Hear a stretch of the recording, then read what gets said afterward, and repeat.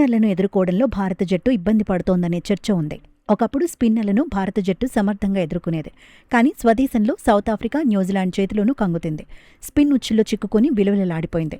అప్పట్నుంచి భారత జట్టుపైకి స్పిన్ అస్త్రాన్ని ఎక్కుపెట్టేందుకు ప్రత్యర్థి జట్టులో ప్రయత్నిస్తున్నాయి. హెడ్ కోచ్గా గంభీర్ బాధ్యతలు తీసుకున్న కొత్తలో శ్రీలంకలో భారత జట్టు పర్యటించింది. అప్పుడు రోహిత్ శర్మ, విరాట్ కోహ్లీ కూడా వన్డేల్లో బరిలో దిగారు.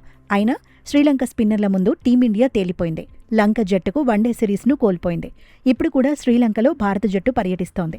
Test series ఆడుతోంది. ఈసారి కూడా భారత జట్టును స్పిన్తో ఉక్కిరిబిక్కిరి చేయాలని శ్రీలంక భావించింది. గాలే టెస్టులో స్పిన్ పిచ్నే రూపొందించింది. కానీ ఆతిథ్య జట్టుకు కలిసి రాలేదు. స్పిన్ వలలో చిక్కుకుని శ్రీలంకే దెబ్బతింది. భారత జట్టు మాత్రం మెరుగైన ప్రదర్శన చేసింది. గాలే టెస్టులో భారత్ అదిరిపోయే విజయాన్ని అందుకుంది.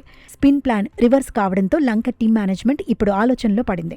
కొలంబో పిచ్ పూర్తిగా స్పిన్కు అనుకూలంగా తయారు చేయకూడదని డిసైడ్ అయినట్టు కథనాలొస్తున్నాయి.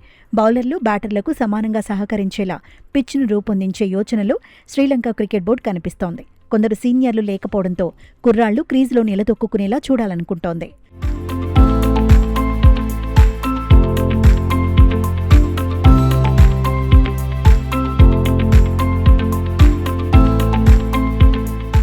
గాలే టెస్టులో భారత స్పిన్నర్లు మ్యాజిక్ చేశారు. 15 వికెట్లు ఖాతాలో వేసుకున్నారు. మానవ్ సుతార్ ఒక్కడే 10 వికెట్లు దక్కించుకున్నాడు. రవీంద్ర జడేజా కూడా ఇంపాక్ట్ చూపించాడు. కుల్దీప్ యాదవ్ మాత్రం పెద్దగా ప్రభావం చూపించలేదు. 2 ఇన్నింగ్స్లో కలిపి శ్రీలంక స్పిన్నర్లు 11 వికెట్లు తీశారు.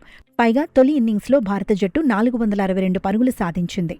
దేవదత్ పడిక్కల్ బిగ్ సెంచరీ కొట్టాడు. కేఎల్ రాహుల్, పంత్, ధ్రువ్ జురేల్ కూడా మెరుగైన ప్రదర్శనతో ఆకట్టుకున్నారు.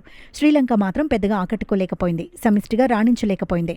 కొలంబో పిచ్ బ్యాటింగ్తో పాటు బౌలింగ్కు సహకరిస్తుందనే అంచనాలున్నాయి. మ్యాచ్లో తొలి 2 రోజులు బ్యాటింగ్కు అనుకూలించే అవకాశం ఉంది. ఆరంభంలో పేసర్లకు పిచ్ కాస్త అనుకూలిస్తుంది. 3వ రోజు నుంచి లేదంటే 4వ రోజు నుంచి స్పిన్నర్లకు పిచ్ అనుకూలించే అవకాశం ఉందని అంచనాలు ఉన్నాయి. టాస్ గెలిచిన జట్టు తొలుత బ్యాటింగ్ తీసుకునే ఛాన్స్ ఉందని ఎక్స్పర్ట్స్ చెబుతున్నారు. కొలంబో పిచ్ మీద చేజింగ్ కష్టమని అభిప్రాయపడుతున్నారు.